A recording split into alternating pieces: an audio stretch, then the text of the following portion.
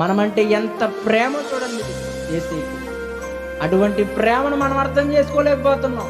అటువంటి ప్రేమను మనం స్వీకరించలేకపోతున్నాం. ఎందుకు స్వీకరించలేకపోతున్నామంటే మన ఆలోచనలు ఆయన ఆలోచనలకి మధ్య ఒక నిబంధన ఏర్పడిపోతుంది. ఆయన ఆలోచనలకి ఆయన ఉద్దేశాలకి మనము తోగలేకపోతున్నాం.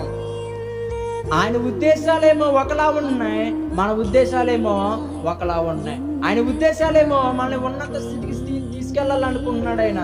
కానీ ఆ ఉన్నత స్థితికి మనం వెళ్ళాలనే ఆలోచనే మనకు రావట్లేదు. నా దగ్గరికి రా అన్నప్పుడు మనం రాం.